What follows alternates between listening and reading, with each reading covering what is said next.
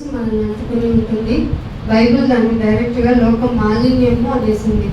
So మాలిన్యము అంటే మించిన జిడ్డు, అది మామూలుగా వదలదు కనుక వాక్యానికి మనసుని ఇస్తే తప్ప దేవుడు నీతో ఏం మాట్లాడాలనుకుంటున్నారు, ఏం మాట్లాడితే నువ్వు సరి చేసుకోవాల్సింది ఏంటి, నేను ఆదరణ పొందవలసింది ఏంటి, నేను చేయవలసిన పనులు ఏంటి, ఇవన్నీ మనతో మాట్లాడటానికి దైవజనులు ప్రేరేపించి మనలందరినీ ఇక్కడ ఏకీకృతం చేశారు. అందరి బట్టి దేవునికి స్తుతులు చెల్లిస్తూ ఉన్నాను. మరి ముఖ్యంగా ఆ దేవుని మాటల యొక్క స్వరాన్ని నా ద్వారా వినిపించడానికి అవకాశం కల్పించినటువంటి మా సోల్ ఫాదర్ అయినటువంటి బాలాజీ గారికి, వాళ్ళ వైఫ్ గారికి నేను కృతజ్ఞతలు చెప్తూ ఉన్నాను. సభాధ్యక్షులు కూడా వందనములు చెప్తూ ఉన్నాను. సంఘానికి అందరికీ చాలా కాలం తర్వాత నేను కలుసుకున్నందుకు నాకు చాలా ఆనందంగా ఉంది. కామన్గా ఆడపిల్ల పుట్టింటికి వస్తే ఎలా ఫీల్ అవుతుంది, అంత ఆనందంగా ఉంటుంది నాకు ఇక్కడికి వస్తే. ఎందుకంటే మేము సత్యంలో అటు ఇటు అసలు నిజంగా దేవుని గురించి గ్రిప్పింగ్ ఎంతో తెలియకుండా ఉన్నప్పుడు మా బాలాజీ సార్ మాటలు మమ్మల్ని బాగా ఆదరించాయి. ఆయన వేసిన అడుగుజాడలు మమ్మల్ని ఇప్పటికీ వదలకుండా ఉంటాయి అంటే కారణం ఆయన ఇచ్చిన బోధ. సో ఆయన ఇచ్చారు కదా అని ఇప్పుడు పెద్దవాళ్ళం అయిపోయాం కదా, పెద్దవాళ్ళం అయినప్పుడు ఇంకా నేను స్పూనింగ్ చెయ్యండి డాడీ అంటే చెయ్యరు డాడీ.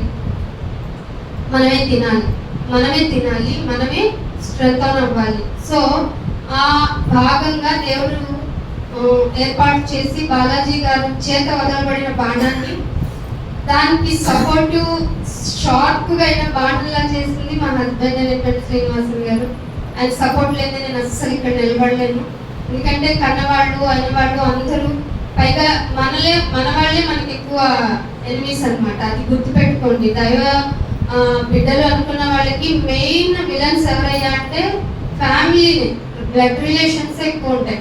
అది వాళ్ళ తప్పు కాదు, మీరు గమనించాలి. వాక్యాన్ని కనుక మీరు లోతులకి వెళ్ళి కనుక మీరు పరిశీలించుకుంటే మిమ్మల్ని ప్రతి విషయంలోనూ పరీక్షించడానికి, ప్రతి సిచ్యువేషనల్ థింకింగ్ జరుగుతుంది, థింగ్స్ జరుగుతాయి. మనుషులు కూడా అలా మనకి ఆపోజిట్ అవుతారు. దానివల్ల మనం దేవుని కొరకు ఎంతగా నిలబడగలమో మనల్ని మనం పరీక్షించుకుంటూ ముందుకు వెళ్ళడానికి దేవుడు ఇచ్చిన అవకాశం అనుకోవాలి తప్ప వాళ్ళని గురించి నిరాశపడుతూ మీ విశ్వాస యాత్రలో మీరు బలహీనమైపోయి దేవుణ్ణి నిందించే స్థితికి వెళ్ళకూడదు. సో వాక్యాన్ని నేర్చుకోవాలని జిజ్ఞాస నేర్చుకున్న బాటలో వచ్చిన వాళ్ళు ఇక్కడికి వచ్చిన తర్వాత మా ఆరాధన మీకు చూపిస్తాము నాయన, మీరు ప్రజెంట్ చేసేస్తాము, నువ్వు తీసేసుకో, ఓకేనా, మేము చెప్పిందే పాట, మాదే పాట, నువ్వు యాక్సెప్ట్ చేసే మా వర్షిపింగ్ని అనేటువంటి విధానం నుంచి వాక్యం ద్వారా ఏం నేర్చుకుంటే ఎలా బలపడగలము, వాక్యము నేను ఎక్కడి వరకు తీసుకెళ్తుంది, వాక్యాన్ని నమ్ముకుంటే నీ డెస్టినీ ఏంటి, ఇది తెలుసుకోవడానికి ముఖ్యంగా మన గ్యాదరింగ్స్ ఉంటాయి. ఇక్కడ ఎలా ఉంటుంది అంటే మన జీవితంలో మనం ఏం అవలంబించుకోవాలి. ఇక్కడికి వచ్చిన తర్వాత నీకు బాధన్నా చందా ఇవ్వాలని అంటారు, నీకు రోగం ఉంది, నీకు ఇబ్బందులు ఉన్నాయంటే అవన్నీ పక్కన పెట్టి గుడికొచ్చి అటెండెన్స్ ఇవ్వు అని అంటారు. నువ్వు రావడం ఎంత ప్రాముఖ్యమో అంతకు మించి వాక్యాన్ని నీ మదిలో పెట్టుకొని దాన్ని గైకొని గ్రహించి గైకొని అవలంబించటం. ఎట్లా అవలంబిస్తాం? మన జీవితంలో అవలంబించడం చాలా అత్యవసరం అని చెప్పబడతాయి ఇక్కడ. ఇది దేవునికి ఇష్టమైన విధానం, దేవుడు కోరుకున్న విధానం. సో ఆ ప్రక్రియలో భాగంగా మీ వాక్యంలోకి వెళ్దాము. యోబు గ్రంథము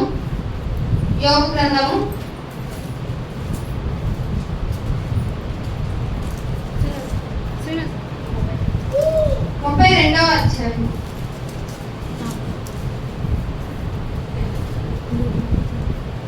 యోబు గ్రంథము 32వ అధ్యాయము 8వ వచనం చదువుతున్నాం. మీకు అందరికీ తెలుసు చదవబడుతున్న మాట ఎందుకు చదవబడుతుంది, నాకేమన్నా డౌట్ ఉండిందా ఆయన గురించి, అలాంటి విషయాలను ఆలోచిస్తూ చెప్పబడుతున్న ప్రతి మాట సుమా ఇక్కడ మనం ఏం మాట్లాడుకుంటున్నాము, ఏం చేస్తున్నాము, ఆ విషయాలన్నీ పక్కన పెట్టండి. ఈవెన్ నీకు లోపల ఎంత స్ట్రగులింగ్ ఉన్నా, ఎంత హ్యాపీనెస్ ఉన్నా, ఈవెన్ ఎందుకంటే ఆనందంగా ఉంటే మనం అస్సలు వినలేము. సంతోషం మనల్ని గంతులేయాలనిపిస్తుంది తప్ప నిదానించి ఆయన మాట విందాం అనిపించదు. శరీర స్వభావం అలాంటిది. ఎందుకంటే ఆత్మ శరీరానికి, శరీరము ఆత్మకి ఆపోజిట్ డైరెక్షన్స్ ఉంటాయి. సో నీ శరీరం నిన్ను లాగుతున్నప్పుడు దాన్ని లాక్కొచ్చి ఇక్కడ కూర్చోబెట్టవలసిన బాధ్యత ఎవరై ఉన్నదో అని చెప్పడానికి మాటలు మీకు తెలియజేస్తున్నాను. మీకు ఈ వాక్యాలన్నీ తెలుసు, తెలియదని కాదు, జ్ఞాపకం చేసుకుని ముందుకు వెళ్ళడానికే. 32వ అధ్యాయము 8వ వచనం. Please read. అయినను నరులలో ఆత్మ ఒకటి ఉన్నది. ఏముందండి? ఆత్మ. మనకి ఎవ్వరు రిప్రజెంట్ చేయలేదు. ఎవ్వరు ఇది నువ్వంటే ఇది నీలో ఉంది ఇది అని చెప్పేవాళ్ళు ఎవరు లేవు.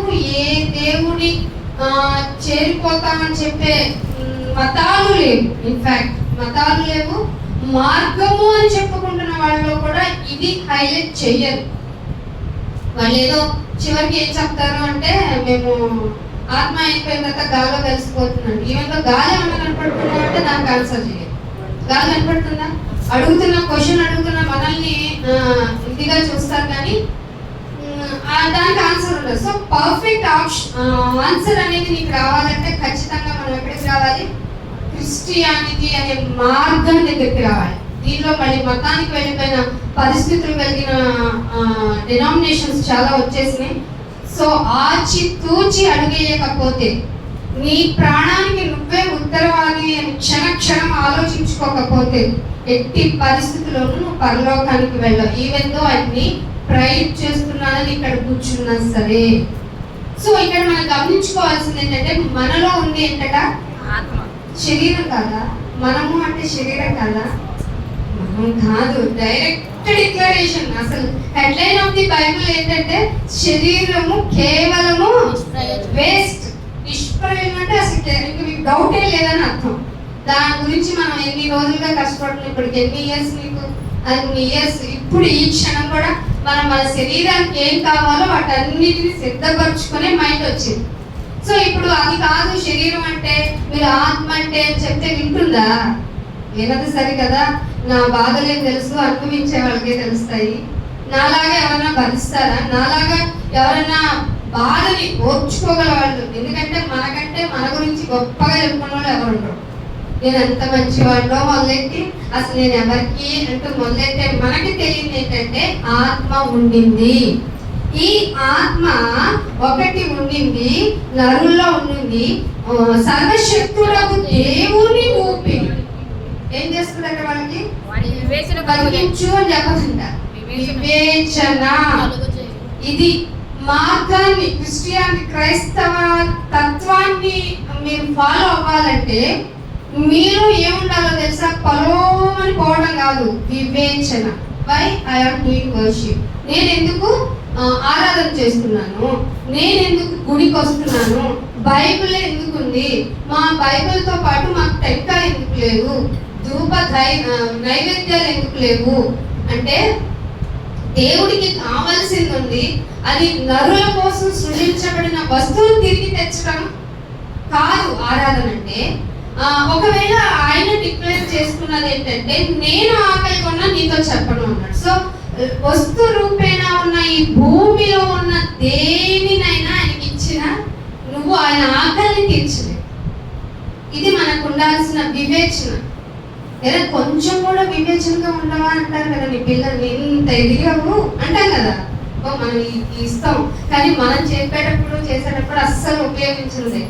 ఏంటది? వివేచన, వివేకం. నువ్వు బైబిల్ని ఫాలో అవ్వాలి అంటే మెయిన్గా నీకు ఉండాల్సిన ఒక క్లారిఫికేషన్స్ అంటారు.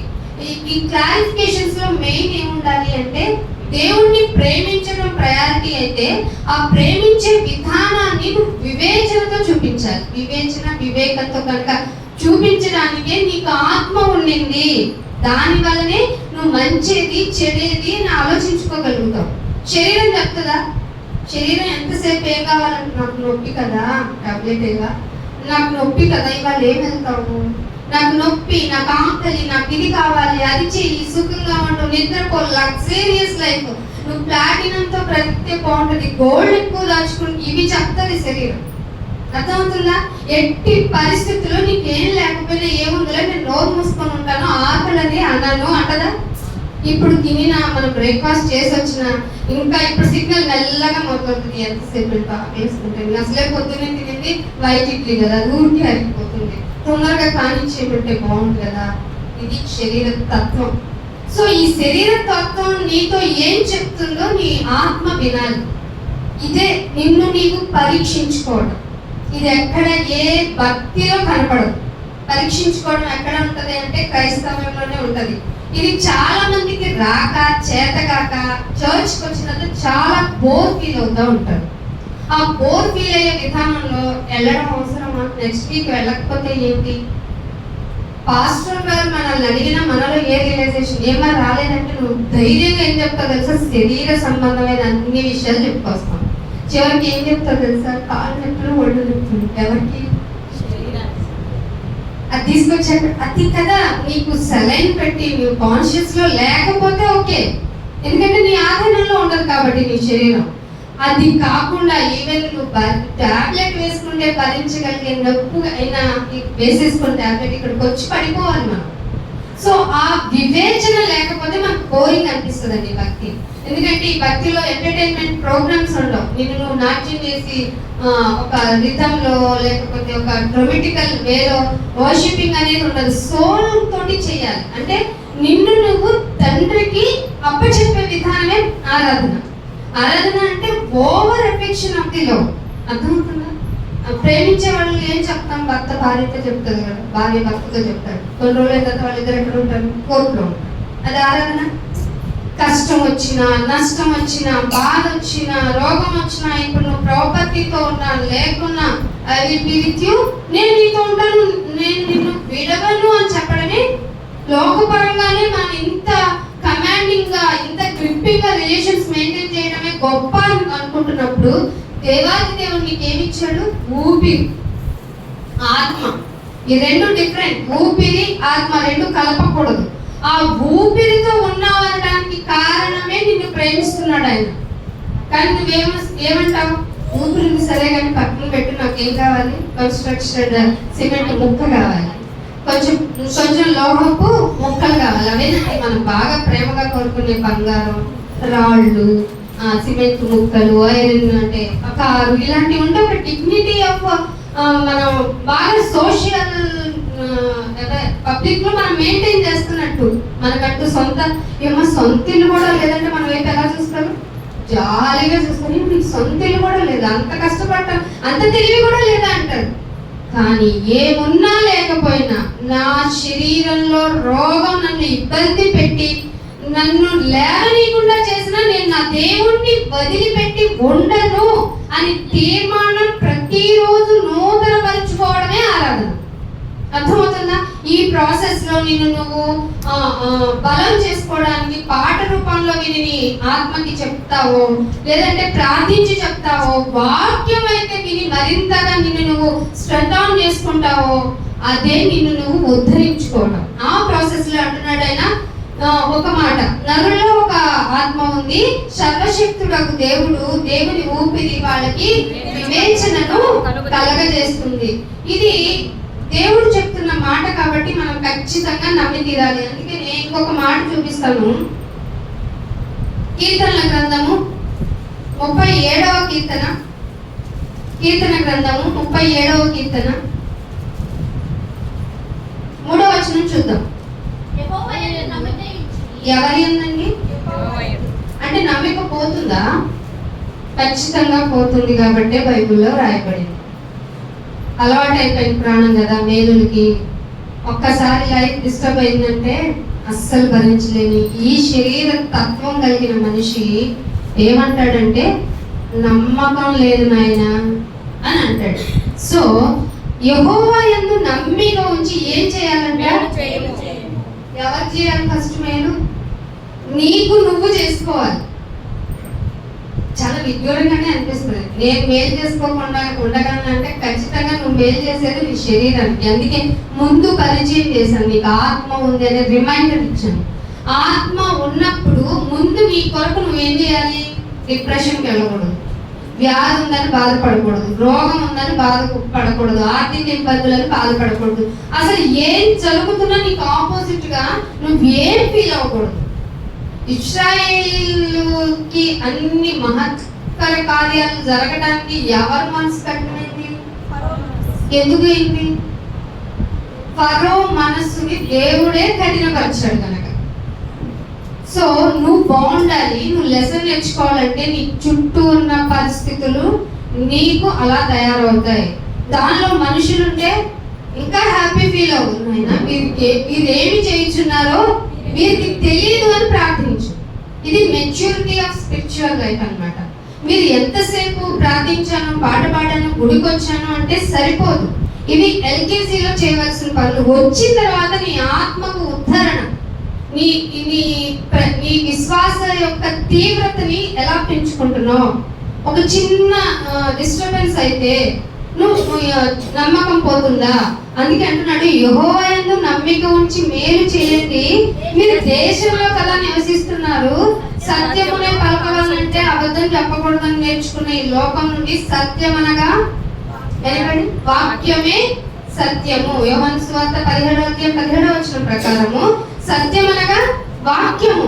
వాక్యాన్ని అనుసరించండి. మీరు ఎక్కడికి వెళ్ళినా, ఈవెన్ మీరు బందీగా ఉంచబడిన, ఈవెన్ పౌలు శీలలు అంత ఇన్స్పిరేటివ్ గా ఎలా ఉండగలిగారు? ఇప్పుడు జైల్లో వేస్తారంటే కామన్ గా ఒక ఇన్సెక్యూరిటీ ఫీలింగ్ అయిపోతుంది. ఒక రకంగా మనలో తెలియని ఒక లోన్లీనెస్ వస్తుంది. దేవుడు వదిలేస్తాడు. కానీ అక్కడ కూడా వాళ్ళు బోధించడమే ఎందుకు నేర్చుకున్నారు? అర్థమైందా?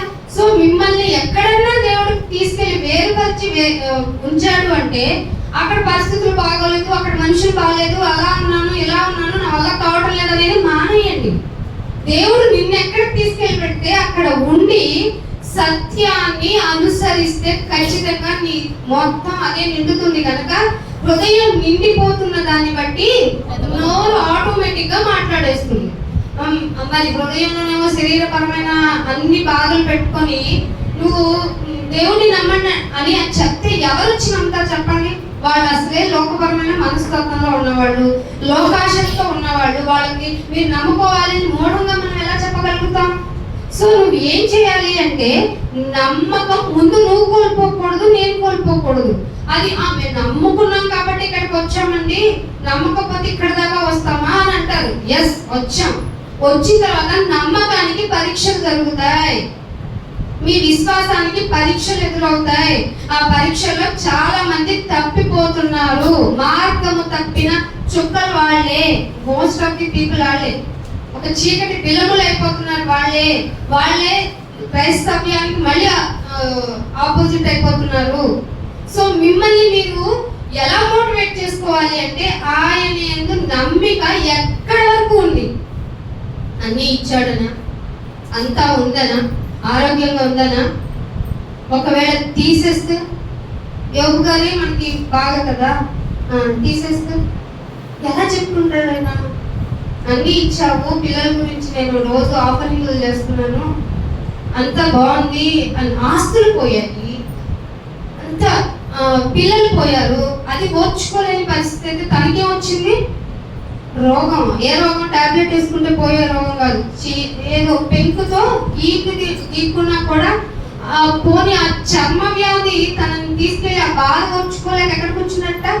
బూడిదలు. ఒక మహాసభలో ఒక ఎల్డర్ గా, ఒక పెద్దవానిగా ఉన్న ఒక ఆయన తనకున్నవన్నీ కొన్ని ఫ్రాక్షన్ ఆఫ్ డేలో పోతే ఆ పరిస్థితి తనకు వచ్చిన రోగం వల్ల ఆ బాధను చూసిన భార్య కూడా తనకి నువ్వు ఇంకా ఒక్కసారి దూషిస్తే నీ పని అయిపోతుంది కదా, ఏదో జరుగుతుందేమో నీకు అని సపోర్ట్ ఇవ్వని సిచ్యువేషన్ లో ఏం చెప్పారు చెప్పండి? మీకు తెలుసు కదా ఏం చెప్పారు యోబు గారు? యెహోవా ఇచ్చెను. ఎన్నిసార్లు అన్నాం మనం? ఏదైనా పోయినా ఎంతకి పోయే ఛాన్స్ ఇచ్చామా? దేవుడు నాకు ఇచ్చినందుకు స్తోత్రాలు. ఇది పోయినా సరే నేను మాత్రం నేను స్తుతిస్తాను, ఆరాధిస్తాను, I will be with you అని ఎవరన్నా అన్నారా? అబ్బే, మన విశ్వాసంలో తీవ్రత ఎక్కడండి బాబు? విశ్వాసమే ఉండదు. అందుకే యెహోవా యందు నమ్మిక ఉంచండి. ఉంచి ఏం చేయాలి? మేలు నీకు చేసుకుంటే ఫస్ట్ నీకు ఎలా ఉంటే మేలవుతుందో తెలిస్తే ఎదుటి వాడికి కూడా అలాగే చేస్తాం మనం. వాళ్ళు మనకి మేలు చేయకపోయినా ఓకేనా? అందుకని ఒక మాట చూపిస్తాను చూడండి. కొరింథీయులకు రాసిన పత్రిక, 2వ కొరింథీయులకు రాసిన పత్రిక, కొరింథీయులకు రాసిన 2వ పత్రిక 11వ అధ్యాయము 11వ అధ్యాయము 19వ వచనం చూద్దాం. మీరు ఏమై ఉండాలంట? ఏంటంటే చర్చ్కి వెళ్తే ఏమేమి చేయాలి? మీరు పళ్ళు పట్టు రావాలి, దశం భాగాలు ఇవ్వాలి, ఇవి కాదు. మీరు గుడికి వెళ్తున్నారంటే ముందు ఏమై ఉండాలి? వివేకులై, విచక్షణ, ఆత్మ ఉన్నవాడికి వివేకం ఉంటుంది, విచక్షణ ఉంటుంది. ఆత్మని కప్పి పెట్టేసి శరీర స్వభావంతో ఉంటే ఇవి ఆలోచించలేరు. సో మీరు ఇక్కడికి వచ్చారంటే ఆత్మ సంబంధులు కాబట్టి దేవుడు మనతో ఏం మాట్లాడుతున్నారు అంటే మీరు వివేకులై ఉండి. వివేకం మరి ఇక్కడ సంతోషం అనే వర్డ్ ఎందుకు యాడ్ చేశారు? వివేకంగా ఉంటే చాలా సార్లు మనం డిసప్పాయింట్ అవుతాం కనుక. అర్థమవుతుందా? ఇప్పుడు ఎవరైనా హౌస్కి వెళ్ళామండి, వాళ్ళు మనల్ని రిసీవ్ చేసుకునే విధానంలో మనం ఊహించిన రీతిలో లేదనుకోండి, ఎవరు డిసప్పాయింట్ అవుతారు? మనమే కదా. అదే నీకు వివేకం ఉందనుకో, వాళ్ళు ఏ సిచ్యువేషన్ లో ఉన్నారు, వాళ్ళు ఎలాంటి పరిస్థితిలో ఉన్నారు, ఈవెన్ వాళ్ళ క్యారెక్టర్ ఏంటి, ఇవన్నీ కనుక మనకు ఆలోచనలో ఉంటే అసలు ఇవన్నీ నాకెందుకు అనే ఆలోచన నీకుంటే, ఇవన్నీ లోకపరంగా చెప్తున్నాను, ఇలాంటి ఎస్టిమేషన్ నీకుంటే నువ్వు ఖచ్చితంగా నువ్వే హ్యాపీగా ఫీల్ అవుతావు. వివేకులై ఉండి సంతోషముతో, అర్థమైందా? అవివేకులను సహించాలి అంటే నీకు వివేకం ఉండాలి. లోకంలో వాళ్ళందరినీ చూస్తాం, చర్చికి రాని వారిని, క్రీస్తుకు వ్యతిరేకుల్ని, వాళ్ళందరూ నిజంగా మంచి చేస్తున్నారు. నీకు వాళ్ళలో ఉన్నటువంటి ఆ అనుమానాన్ని నీ ముందు పెడుతున్నారు. సత్యమైతే మనం చెప్పాలి. అఫ్కోర్స్ కొంతమంది కావాలనే చెప్తున్నారు, అది మనం తెలిసిపోతే వాళ్ళు ఎలా చెప్తున్నారు. వాళ్ళు మూర్ఖులు. అసలు మూర్ఖులైన ఈ తరం అనేసింది బైబిల్. ఏదో ఎప్పుడు మొదటి 100 సంవత్సరాల్లోనే మూర్ఖులైన ఈ తరం వారి నుండి వేరవ్వాలి. వేరైన తర్వాత నీకెక్కడి నుంచి వస్తుంది? నీకు పాజిటివ్ వర్డ్ రాదు కదా. సో నువ్వు ఎలా బిహేవ్ చేయాలి అంటే, అవివేకులతో ఉండాలి అంటే ముందు నువ్వు వివేకంగా ఉండాలి, సంతోషంతో వాళ్ళని సహించాలి. కింద ఇంకొక మాట ఉంటుంది చూడండి, 21వ వచనం, ఒకడు మిమ్మల్ని దాస్యమునకు లోపరచిన. అతడు ఎంతసేపు నన్ను కోడలు నన్ను ఏం చేయట్లేదు, మర్యాద ఇవ్వట్లేదు, భరించి వెళ్ళి ఆవిడకి ఆ మనసు ఇచ్చింది ఎవరో, నీకు పరీక్ష కలగటానికి ఏమో. అందుకే ఇశ్రాయేలు కూడా నీకు ఎందుకు ఇచ్చాను ఈ ఆజ్ఞలు అంటే, నిన్ను అణచి 2 times ఉంటుంది, అణచి నీ మనసులో ఉన్నదంటే తెలుసుకోవాలి దేవుడు. నీకు అన్ని ఇచ్చినప్పుడు దేవా నీకంటే గొప్పవాడు లేడు అని నేను వన్స్ నా దగ్గర నుంచి ఏదైనా ఒకటి పోతే నాలో ఉన్న అసలు స్వభావం బయటకు వస్తుంది. ఆ స్వభావం, ప్రాచీన స్వభావం బయట పడకుండా ఉండాలి అంటే దాన్ని వాక్యం అనే ఉదక స్నానం చేస్తే తప్ప నీ స్వభావం మారదు. సో ఆ పరిస్థితిలో ఒకడు నిన్ను దాస్యమునకు లోపర్చిన, ఒకడు మింగేయటం అంటే ఇక ఏం చెప్తాను చూడండి, దగా పడిపోయామండి, డబ్బులు ఇచ్చి దగా పడిపోయామండి, డబ్బులు అడిగి మా పక్కనే ఉండారండి, మా వెనక కోరు, ఇవన్నీ లోకపరమైన మనస్తత్వపు మాటలు మనకు రాకూడదు.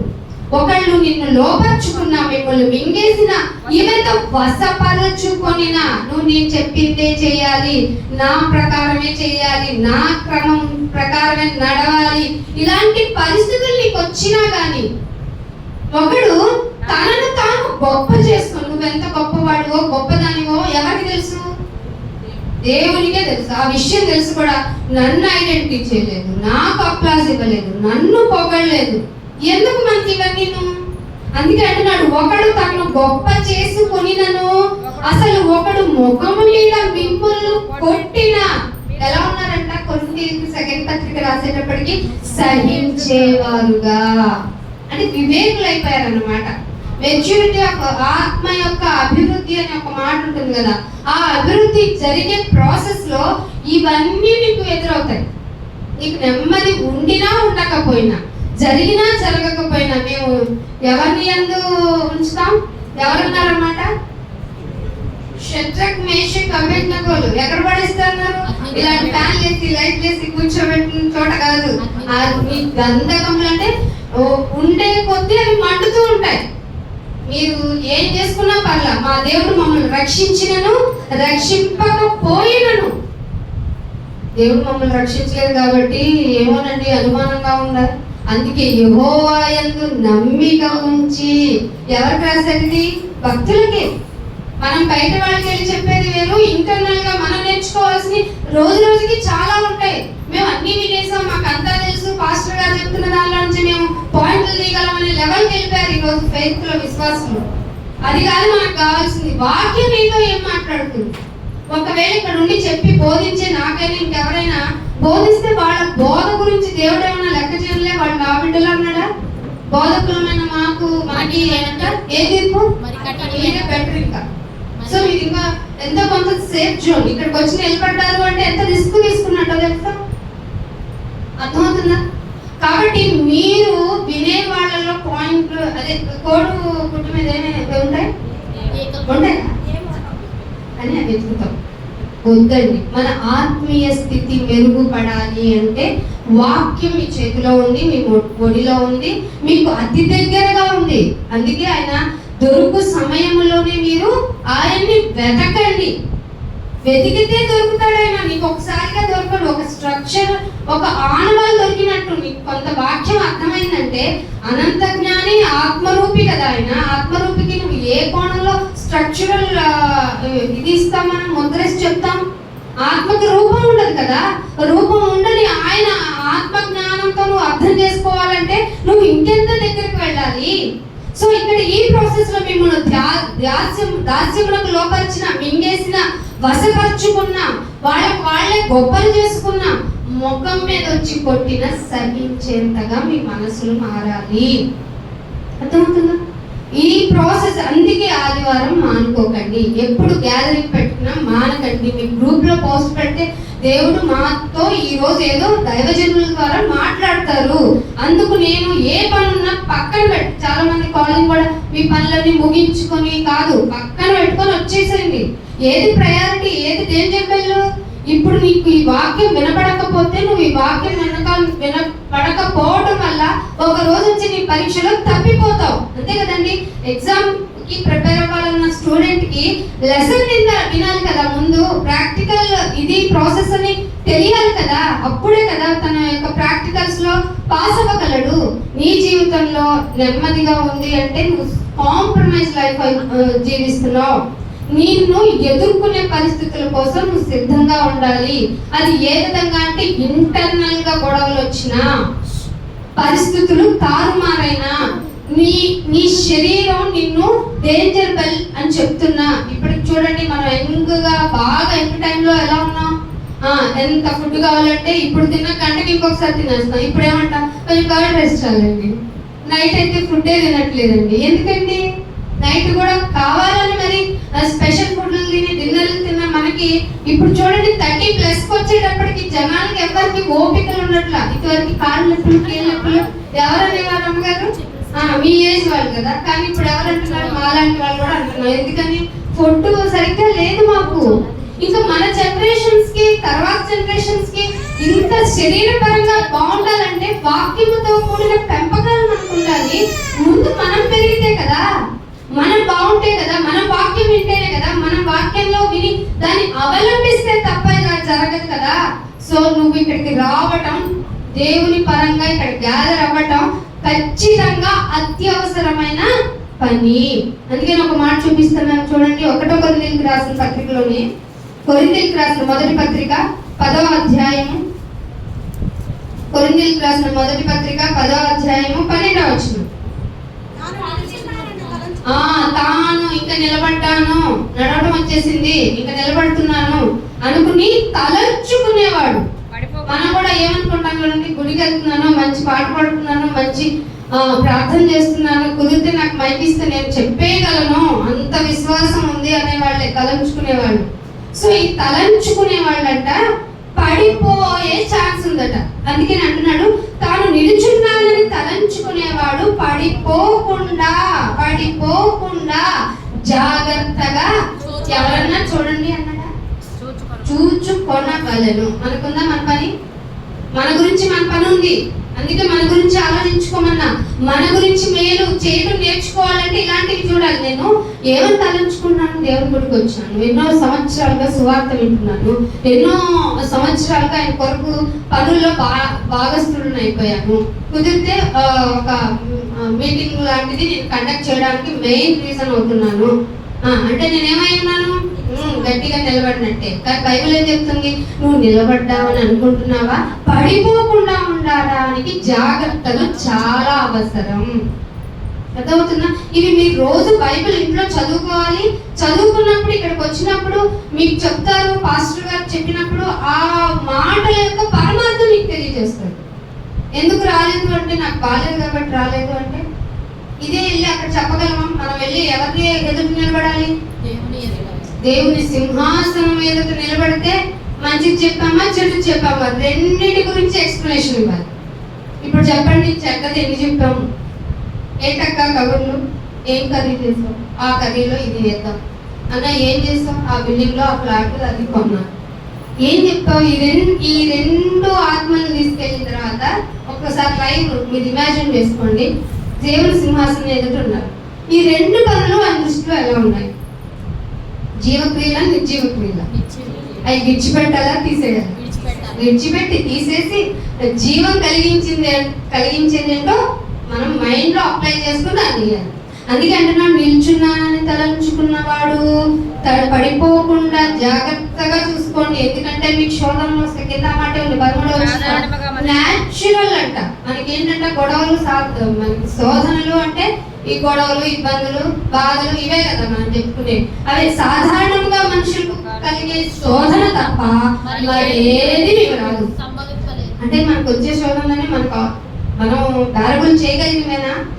మాకు తెలియదు, నేను ఓర్చుకోలేకపోతున్నాను, నా వల్ల కావటం లేదు, మనదే కానీ కదండి.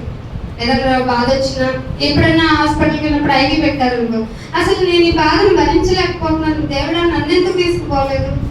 ఇలాంటి డైలాగులు ఉంటాయి. మనకి ఆర్థిక ఇబ్బందులు వచ్చినా, లేకపోతే ఆఫీస్లో ఏదైనా ప్రాబ్లమాటిక్ ప్రాజెక్ట్ చేయాల్సి వచ్చినప్పుడైనా, ఎందుకు దేవుడా నేను నీకోసం ఇంత మంచిగా నిజాయితీగా ఉంటే నాకే ఇంత కష్టమైన పని నాకు చెప్తావు? పండు ఉన్న చెట్టుకే కదా మరి రాళ్ళు, అవునా? పిచ్చి చెట్లు వేస్తామా రాళ్ళు? పండు కావాలంటే చెట్టుకి రాళ్ళు వేస్తారంట. సో నువ్వు మంచిగా అవ్వాలి. మంచి ఫలాలు ఏం చెప్పండి? 8 ఉన్నాయా? ఫ్రూటనింగ్ ఆఫ్ లైఫ్. ఎన్ని? మంచితనం ఉందా? మంచితనము ఏమున్నాయి కదా, కలిపి 18 కదా, 9 9 ఫ్రూటనింగ్స్ కదా. Very good. 9 ఫ్రూటనింగ్ లో నాకు బాగా ఒకటి బాగా అనిపించింది, మంచితనం కూడా ఎందుకు ఇచ్చాడంట దేవుడు? మనం మంచోళ్ళమే, పరిస్థితులను బట్టి. ఇప్పుడు అందరూ మంచోళ్ళమే. ఇంటికి వెళ్ళిన తర్వాత ఒక గొడవ ఏదన్నా అయిందంటే మనలో అస్సలు కిలో పెట్టుకొస్తాడు. నేను దేవుణ్ణి నమ్ముకున్నాను కాబట్టి సరిపోయింది కదా అందరం అంటాం. లేకపోతే ఏం చేసేవాళ్ళు? అసలు క్యారెక్టర్ ఇదే, మర్చిపోవాలి. అయినా నిజంగానే నేను నమ్ముకున్నాను కాబట్టి నాది అసలు మంచి క్రియే కాదు, నీ కృప వల్ల నేను మంచివాడిగా మంచిదానిగా ఉన్నాను. లేకపోతే మనలో పెద్ద విలన్ ఉన్నాడు, దానికి ఆజ్యం పోసేవాడే సాతాను. అర్థమవుతుందా మీకు? సాతాను తప్పేమీ లేదు. ఆయన పరీక్షిస్తాను, కొంచెం ఇస్తావా అంటే ఇచ్చాను పో అంటే పరీక్షలో ఓడిపోయేది ఎవరు? ఎందుకని? శరీర స్వభావంతో విత్తుతాం కనుక. అందుకే అంటున్నాడు, సాధారణంగా మనుషులు కలుగు శోధన తప్ప మరేది మీకు సంభవింపదు. మీరు నమ్మకపోయినా, నమ్మదగిన వారు కాకపోయినా, ఎప్పటికీ మనం గుర్తుంచుకోవాల్సింది ఏంటంటే, ఆల్వేస్ మనం గుర్తుంచుకోవాల్సింది ఏంటి? దేవుడు నమ్మదగినవాడు. మనుషులు నమ్మాను, మోసపోయాను, మనుషులు నమ్మాను అంటారు. నమ్మొద్దని చెప్పాడు కదా, నమ్మకం అన్నాడు కదా. నమ్మి మోసపోయాను, దేవుడా నువ్వే కాపాడంటే నేను నమ్మొద్దన్నానా లేదా? మరి నమ్మను. సో ప్రతి దానికి మన దగ్గరే ఉంటది. నమ్మదగిన వాడు, మీరు సహింపగలిగిన దానికంటే ఎక్కువ ఆయన ఇవ్వడు, శోధింపడు. అంతేకాదు సహింపగలుగుటకు ఆయన శోధన నుండి తప్పించుకోవడానికి మార్గం ఇస్తాడు. మిగతా వాళ్ళు ఏం చేస్తారు? మనుషులకే చెప్పుకుంటే నీకు బాగా అయింది, చెప్తే విన్నావా అంటారు కదా. మనకి ఏదైనా ప్రాబ్లం ఉందని కాల్ చేసామనుకో, చెప్తే విన్నావా? నీకు ఇలాగే జరగదు. ఏంటి తల్లైనా అలాగే అంటదా? తల్లి అయినా మరుస్తుందేమో కానీ మరవడు కదా. నీ ఫోటో నీ హస్బెండ్ ఎక్కడ పెట్టుకుంటాడు? మహా అయితే ఆ వాల్ మీదో, లేకుంటే తన పర్సులోనో వాళ్ళ ఎక్కడో పెట్టుకుంటాడు. దేవుడు ఎక్కడ పెట్టుకున్నాడు? అరచేతిలో.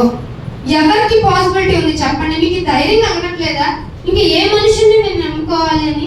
ఏ శోకం వస్తే నాకేంటి, ఆయన చేతిలో అరచేతిలో కదా నేను ఉండింది. చెక్కుకోవడం అంటే చెరిగిపోదు ఇంకా. సో మీరు నమ్మదగిన వారుగా ప్రయత్నం చెయ్యండి, అది చివరి క్షణం వరకు జరగాలి. అందుకే హెబ్రీయులకు రాసిన పత్రిక 12వ అధ్యాయం, హెబ్రీయులకు రాసిన పత్రిక 12వ అధ్యాయము 3వ వచనం, 12వ అధ్యాయం 3వ వచనం,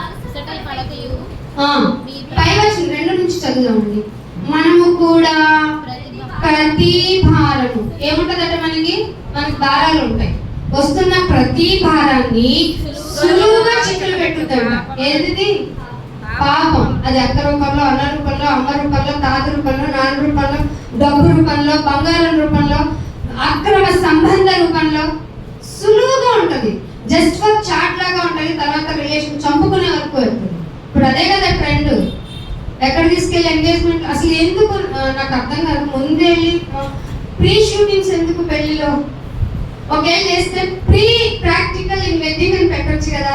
అత్త వచ్చి ఇలా రియాక్ట్ అవుతుంది, కోడలుగా నువ్వు ఎలా బిహేవ్ చేస్తావు, ఆ మామయ్య వస్తారు, ఈ క్రానిక్ డిసీజ్ ఉంటుంది, నీ బిహేవియర్ ఎలా ఉంటుంది, ప్రీ ప్రాక్టికల్ వెడ్డింగ్ అని పెట్టొచ్చు కదా.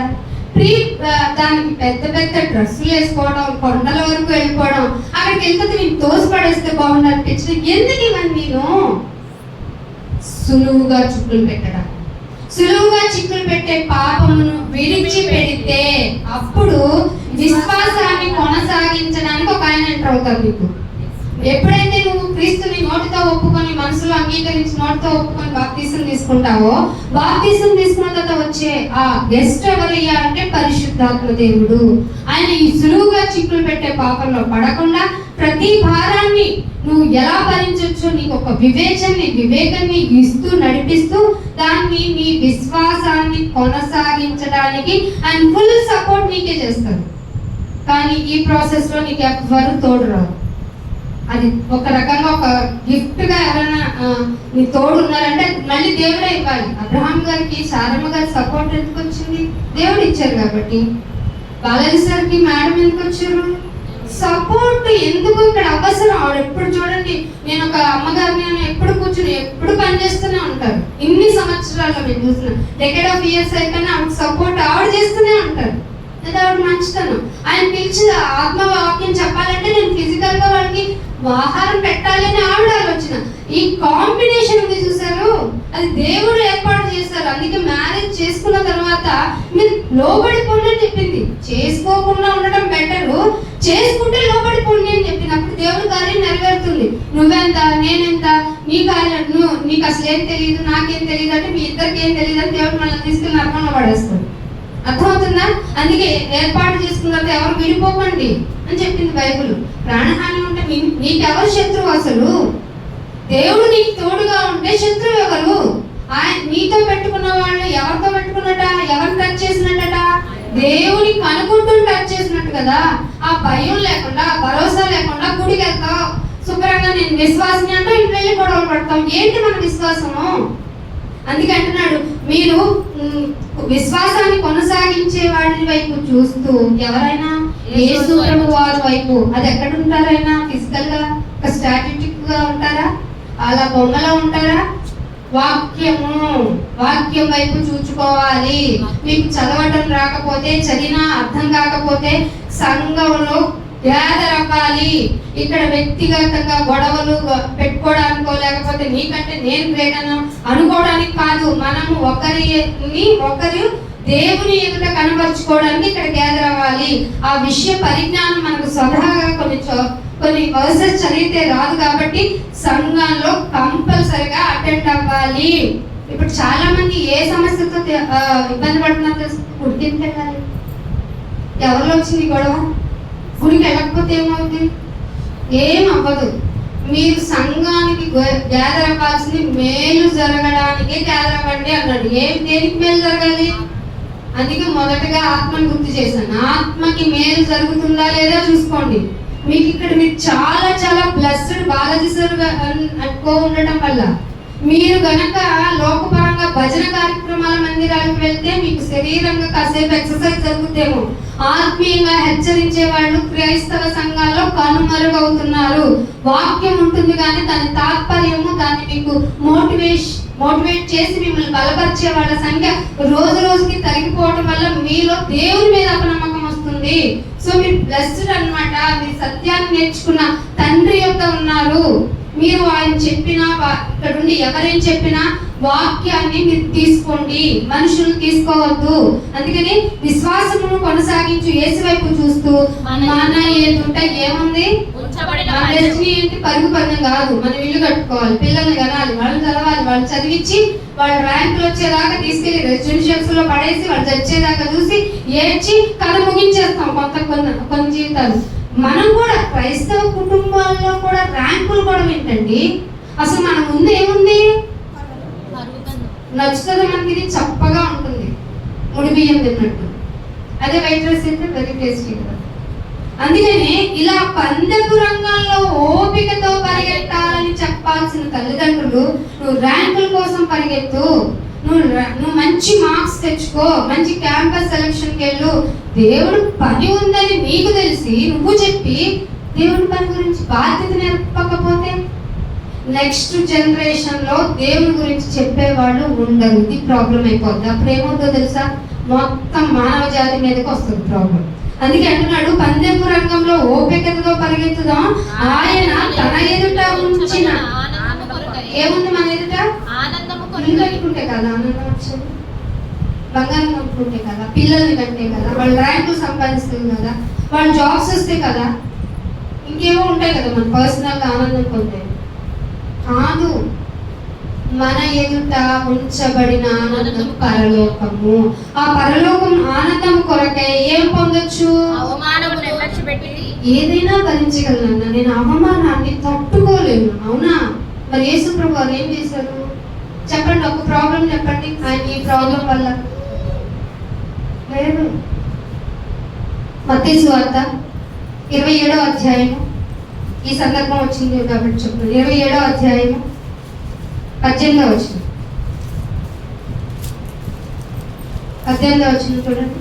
కాబట్టి జనులు కూడి వచ్చినప్పుడు పిలాతు, నేనెవరిని విడుదల చేయవలనని మీరు కోరుచున్నారు, బరబ్బనా లేక క్రీస్తనబడిన యేసునా అని వారిని అడిగాను. ఏలయనగా వారు అసూయ చేత ఆయనను అప్పగించిరని. అసూయ అర్థమైందా? యూదులారని ధర్మశాస్త్రం బాగా ప్రాంప్ట్ గా అవలంబించేవాడు. దేని చేత అప్పగించారు? అసూయ చేత. సో పందెపు రంగంలో ఓపికతో పరిగెత్తాల్సిన మనకి, చదవండి మాట ఎక్కడున్నాను కదా, ఏప్రిల్ 12 ఆనందము కొరకై అవమానము నిర్లక్ష్యం పెట్టి సిలువను సహించి. ఏం సహించాలి? సిలువను సహించి. మీరు నన్ను వెంబడిస్తే మీ సిలువను మీరు ఎత్తుకోవాలన్నాడా? ఇక్కడ కూడా ఏముంది, సిలువను నిందా. ఆయన తన ఎదుట ఉంచబడిన ఆనందం కొరకు అవమానాన్ని నెగ్లెక్ట్ చేసేసి సిలువను సహించి. మన శ్రమనన్నా సహిస్తామా? అసలు శ్రమ ఎందుకు? ఎవరైనా పొరపాటుగా మిస్అండర్స్టాండింగ్ తోటి మనల్ని అన్నా మనకు ఆ రోజు నిద్ర పట్టదు. ఎందుకని? అవమానం భరించడం, ఇంకా సహించడం ఎక్కడ వస్తుంది? అందుకని అవమానం నిర్లక్ష్య పెట్టి సిలువను సహించి దేవుని కుడి పార్శ్వమున ఇస్తానన్నాడు కదా, జయించిన వాడు నాతో కూడా. మరి సహించాలి కదా, అవమానాన్ని నిర్లక్ష్య పెట్టాలి కదా. ఇవన్నీ చేయకుండా మేము దేవుళ్ళలో ఉన్నాం, దేవుడు మాకెందుకు ప్రాఫిట్ చేయట్లేదు అంటే తప్పు మనదే. మనం ఏదో శరీర స్వభావంగా ఉన్నాం. 37వ కీర్తన, గలతీయులకు రాసిన పత్రిక 6వ అధ్యాయం 9వ వచనం ముగించేస్తున్నానండి, జాగ్రత్తగా ఉండండి. లాస్ట్ వచ్చినాడు. గలతీయులకు రాసిన పత్రిక 6వ అధ్యాయము. మనకు తెలిసింది కీడే. ఏం చేయొద్దండి బైబిల్? మేలు చేయడం అంటే ఇందాక ఏదో చెప్పాను మీకు. నేను వాక్యం చెప్పేటప్పుడు కొంచెం మైండ్ పెడితేనే అర్థం అవుతుందండి. ఎందుకంటే కలోమని చెప్పుకునే విధంగా అది ఉండదు. మీ దగ్గర నుంచి రియాక్షన్ బట్టే ఆత్మ మీతో ఇంకా. అందుకే మీరు ఆసక్తి విషయంలో ఎలా ఉండాలి? మందంగా అసలు ఉండకూడదు. మన ఆసక్తిని పెంచుకోవాలి. ఇక్కడికి వచ్చి మనల్ని ఉద్ధరించుకోవాలి. అందుకనే గలతీ 6:9 మేలు చేయటందు విసుగక ఉందామా అనిపిస్తుందా? ఎందుకు అనిపిస్తుంది? ఇందాక మీకు కొరింథీయులకు రాసిన పత్రిక 11వ అధ్యాయంలో చెప్పాను కదా, ఏం చేసినా సహించే విధంగా ఉండాలి. ఏం చేసినా నీకు ఆపోజిట్ గా ఏం జరిగినా సహించే విధంగా ఉండాలి. అందుకని ఇదే గలతీయులకు రాసిన పత్రిక 5వ అధ్యాయం చూడండి. 5వ అధ్యాయము 10వ వచనం. మీరెంత మాత్రమును వేరుగా ఆలోచింపలేదు. ఆ ప్రభువునందు మిమ్మల్ని గూర్చి నేను రూఢిగా నమ్ముచున్నాను.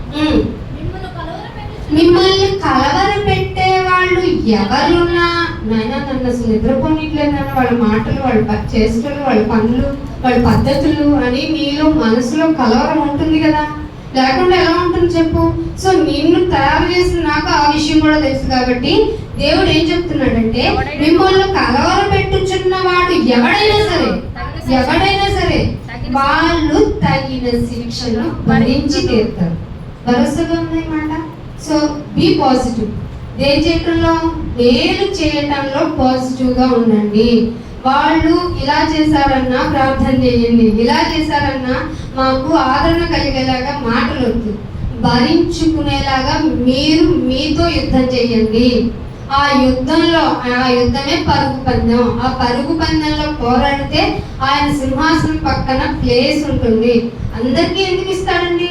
యుద్ధం రాజుకైనా ముందు యుద్ధంలో నేర్పుంటేనే కదా రాజు అవుతాడు. లేకపోతే ఏదో రోజు తన తలే తెగిపోతుంది. యుద్ధంలో నేర్పులేని వాడిగా ఉన్నవాడికి ఏం ప్రాఫిట్ ఉంటుంది? తన ప్రాణాలు తనే పోగొట్టుకుంటాడు. సో మీరు కూడా మీ విశ్వాసంలో మిమ్మల్ని మీరు తీర్చిదిద్దుకునే విధానంలో ముందు స్టెప్ ఆన్ చేయాల్సింది ఏంటంటే మేలు చేయటమే, కీడు చేయొద్దు. మేలు చేయటమే అంటే మనకు తెలుసు. యేసు ప్రభువుని ఏ విధంగా అప్పగించారంటే అసూయ చేత. ఇది మనలో అప్పుడప్పుడు చాలా భయంకరంగా ఎవరికి తెలియని విధంగా బయటపడుతుంది. దీనివల్ల ఎదుటివాడి ప్రాణాలు కూడా పోయే స్థితి, అది లోక రక్షకునే పోగొట్టుకున్న స్థితికి వెళ్ళిపోయాం. సో ఆ పరిస్థితి నుండి మనం దాటి రావాలి అంటే మనల్ని మనం ఈర్ష్య నుండి తప్పించుకోవడానికి ఒక మాట చూపిస్తాను. 1 కొరింథీయులకు రాసిన పత్రిక 3వ అధ్యాయం 3వ వచనం.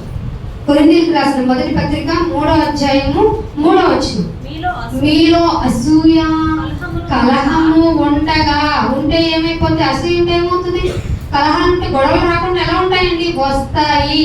కానీ తొందరగా దాన్ని క్లోజ్ చేసే వాళ్ళే గ్రేటెస్ట్ పర్సనాలిటీస్. సో అలా ఉన్నాయి అనుకో, నీలో అసూయ ఉందనుకో, కలహం ఉందనుకో, నువ్వు ఎవరో తెలుసా?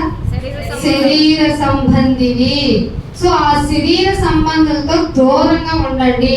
అలా వాడు రక్త సంబంధులైనా కన్నవారైనా. ఈ కన్నవారం చెప్తున్నానని నాకు జరిగిన విధానాన్ని చెప్తున్నాను మీకు. కన్నవాళ్ళే వాక్యం చెప్పొద్దంటే ఎలా ఊరుకుంటాం? మాకు తెలిసిన మా క్రమంలో చెప్పమంటే ఎలా ఊరుకుంటాం? దేవుడు క్రమాన్ని కదా మనం పాటించాలి. సో ఆ విధంగా మీలో అసూయ కలహము ఉంటే మీరు శరీర సంబంధులు మనుష్య రూపేణ నడుచుకునే వాళ్ళు. మీకేం అర్థమవుతుంది వాక్యం? ఇంకా కలహాలు పెట్టుకోకండి అమ్మా, గొడవలు పడకండి అమ్మా, ఇవన్నీ చేయకండి అమ్మా అని చెప్తే మీకు ఎలా అర్థమవుతుంది ఇంకా? సో మీరు శరీర సంబంధులు కాకుండా ఉండండి. ఆత్మ సంబంధులైతే నిత్యానందంలో ఉంటారు, శరీర సంబంధులైతే మరణాన్ని రుచి చూస్తారు. లాస్ట్ ఒక మాట చూపిస్తాను చూడండి. 2 కొరింథీయులకు రాసిన పత్రిక 15వ అధ్యాయము 58వ వచనం. పోయినసారి వచ్చినప్పుడు కూడా ఈ మాట చెప్పినట్టు గుర్తు. 1 కొరింథీయులకు రాసిన పత్రిక 15వ అధ్యాయము 58వ వచనం. ఎవరన్నా కాగా నా ప్రియులారా చదవాలంటే ఎవరు? మీ ప్రయాస ఏమంటే మేలు చేయమంటున్నావు, ఎంత కష్టమో తెలుసా? బాధను భరించమంటున్నావు, ఎంత ప్రయాసో తెలుసా? మీరు దేవుడినే నమ్ముకొని ఉండండి. కష్టమైన నష్టమైన ఏదైనా వ్యాధైనా బాధైనా ఈ దేవుడినండి ప్రాస కోసం మీరు ఎలా చెప్తారు. ఇది ఎంత ప్రయాసో తెలుసా అంటే మీకు కూడా దేవుడు ఆన్సర్ చెప్తున్నాడు. మీ ప్రయాస ప్రభువునందు వేస్ట్ అవ్వదు. ఎరగాలి విషయం. మీరు వండుతున్నానన్న ఆవిడ ఎందుకు మీకు ఆతిథ్యం చేస్తున్నారు? నా ప్రయాస అర్థం కాదు. చెప్తున్నాను, ఇదిగో నా ఇంటిలో సగ భాగం దేవుడు వాక్యాన్ని ప్రకటించడానికి ఇచ్చానన్న బాలాజీ సార్ ఎందుకు ఇచ్చారనుకుంటున్నారు? ఆయన ప్రయాస వ్యర్థం కాదని. అక్కడి నుంచి ఇక్కడికి మేమెందుకు వచ్చాము? మా ప్రయాస కూడా వ్యర్థము కాదని ఎదిగాం కనుక. అర్థమవుతుందా? సో వచ్చి కూర్చుంటున్న మీకు కూర్చుండడం ప్రయాస కాదు, కానీ లోపల ఆత్మ చేయాల్సిన పనులు అంటే వాక్యం విని గ్రహించి గైకొని దాన్ని అవలంబించాల్సిన టైంలో మీరు మౌన దీక్షలు చేస్తే కనుక దాన్ని ఏమన్నాడు తెలుసా? మీరు తెరిచిన సమాధి. నీతి క్రియలు లేని విశ్వాసము వ్యర్థమే కదా మరి.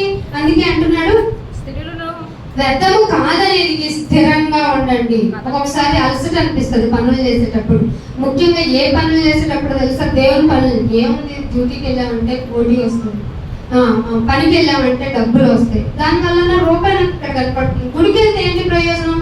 ఆత్మ భ్రష్టాత్మకి వెళ్ళిపోతుంది. భ్రష్టాత్మకి వెళ్ళిపోతే దేవుడు ఏం చెప్పినా నీకేమీ అర్థం కాదు. అప్పుడు నువ్వు ఎక్కడుంటావు? ఇక్కడే చెప్పేస్తావు, నేను పోయేది నరకానికే, కానీ జస్ట్ ఫర్ వినుటకు మాత్రం విందులే, కానీ గ్రహింపని లిస్ట్ ఎవరిలో ఉన్న లిస్ట్ ఎవరిదాయి అంటే నేను ఫస్ట్ నెంబర్ అంటావు. అందుకే వ్యర్థము కాదని ఎరిగి స్థిరంగా ఉండండి, కదలకండి. ఇక్కడ బాగుంటుంది, కాసేపు ఇంకో చోట అయ్యగారు నన్ను ఏదో అన్నారు, వాక్యం నన్నే నిన్ను గద్దించి ఎవరు గద్దించాలి చెప్పు? నిన్నేగా. రోడ్డుపై కుక్కకి చెప్తే ఏమన్నా ప్రయోజనం ఉంటుందా? నీకు చెప్పడానికే కదా నిన్ను ఇక్కడ చేర్చి ఆయన ఇక్కడ నుంచో పెట్టారు, నన్ను ఇక్కడ నుంచో పెట్టారు. వేరే అదర్ పర్సన్ ప్రీచింగ్ అయినా నీకు వాక్యం తగ్గిందంటే, ఆ రోజు వాక్యం పనిచేసిందంటే నీ గురించి ఆలోచించే. నీకు ఇక్కడ కష్టంగా ఉంది అంటే డెఫినెట్ గా నువ్వు లోక సంబంధివే, కానీ నటిస్తున్నావు యోధాలాగా. ఎప్పుడో అమ్మేస్తావు దేవుని, ఆల్రెడీ అమ్మేసి ఉంటావు శరీర స్వభావంతో, కానీ దేవుడి యొక్క ఆలోచన నీకు తెలిస్తే నీ ప్రయాస వ్యర్థం కాదు. కాబట్టి మీరు స్థిరంగా ఉండండి, కదలకుండా ఉండండి. ప్రభువు యొక్క కార్యము అభివృద్ధి చేయడానికి మీ యొక్క యాక్టివిటీస్ ఏంటి? కార్యం ఉందని తెలుసు, దాన్ని డెవలప్మెంట్ చెప్పడానికి, మీకు సత్యం చెప్పడానికి ఉన్నారు. ఏమ్మా ఈ రోజు ఎక్కడైనా కూడికి పెట్టుకుంటారా? మీ బజార్లో పెట్టలేదు, మీ రోడ్లో పెట్టలేదు, మీ ఇంట్లో పెట్టలేదు అని ఎవరు అడగాలి? ఆ పరిస్థితి తెచ్చుకునే వరకు ఉన్నామంటే మనం ఎంత భ్రష్టులమో. వాక్యాన్ని వీధి వీధికి వెళ్ళి చెప్పించాల్సిన బాధ్యత ఎవరిది? విశ్వాసులైన మీది. మీలో మీ ద్వారా చెప్పిస్తేనే ఎవరో మారాలి, ఎవరికో సాక్షాత్తం అవ్వాలి వాక్యం. అందుకు కార్యాలను అభివృద్ధి పొందడానికి నువ్వు స్థిరంగా ఉండాలి, నువ్వు కదలకుండా ఉండాలి. ఆ కదలని పరిస్థితిలో ఎప్పుడు మీరు ఎలా ఉండాలంట? సంవత్సరానికి ఒక రోజు కాదు, ఎప్పటికీ ఆసక్తి కలిగి ఉండాలి. సో ఇది ధన్యత దేవుడు మీ సంఘానికి ఇవ్వాలని ఈ ఆపర్చునిటీ ఇచ్చిన బాలాజీ గారికి మళ్ళీ థ్యాంక్ యూ, సభాధ్యక్షుడికి మళ్ళీ థ్యాంక్స్ చెప్తూ ఇంతటితో ముగిస్తున్నాను. ఒక చిన్న ప్రార్థన చేస్తానండి. వాక్యం మీతో మాట్లాడింది అనిపిస్తే ఒకసారి రియలైజ్ అవ్వండి, మీరు ఎలా ఉన్నారు, ఏం చేస్తున్నారు, ఏ విధంగా దేవుని మభ్యపెడుతున్నారు. లేదు నిజంగా నీ ప్రేమతో మేము మీకు లొంగిపోయాం నాయన, నీ కొరకు స్థిరంగా కదలకుండా ఉంటాము అన్నవారు తలలు వంచుకొని ప్రార్థనలో ఏకీభవించింది. తండ్రి మీకు ఎంతో వందనాలు, స్తోత్రాలు తండ్రి. మా జీవితం మీరు ఇచ్చిన భిక్ష అని తెలియక లోకంలోకి వచ్చిన తర్వాత లోకాశల చేత ఆకర్షింపబడి మాలో జీవపు డంబం బయలుదేరి అది నేత్రాశ, శరీరాశతో నిండుకున్నది. ప్రతి క్షణము శరీరం గురించి ఆలోచించి నేను నమ్ముకున్న తర్వాత కూడా అలాగే ఉన్నాం, మారలేదు. కానీ మీరు మేలు చేయడంలో విసుగవుతూ అని చెప్పారు ఆయన. మీ కార్యాలు అభివృద్ధి చేయడానికి ఆసక్తి కలిగి ఉండమంటున్నారు. మాకు ఎన్నో గొప్పగా మాకు మంచి ఆదరణ కలిగించేలాగా మాటలు ఇచ్చాను. ఇదిగో ఈ మాటలు విన్నా మేము నైనా మాలో విశ్వాసాన్ని ఇంకా అభివృద్ధి చేసుకొని నేను ప్రకటించడానికి, ముందు బయలుదేరడానికి, మాకు ఏది ఉన్నా ఏది లేకపోయినా స్థిరత్వం కలిగి జీవించడానికి మాకు మంచి మనస్సును దయచేయమని అడుగుతున్నాం.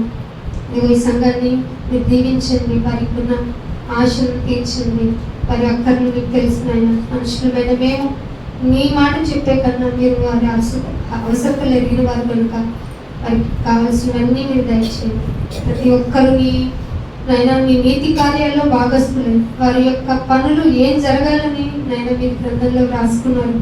వాటి ప్రకారం మేమందరము జరిగించి సింహాసనం ఎదుట నిలబడినప్పుడు మంచి బడ అని అనిపించుకునే స్థితిలోనికి ఇక్కడున్న ప్రతి ఒక్కరిని నేను దీవించి నడిపించమని యేసుక్రీస్తు వారికి పరిశుద్ధమైన నామమున ఈ ప్రార్థనను అడిగి వేడుకుంటున్నాం మా పరమ తండ్రి. Thank you all of you. God bless you.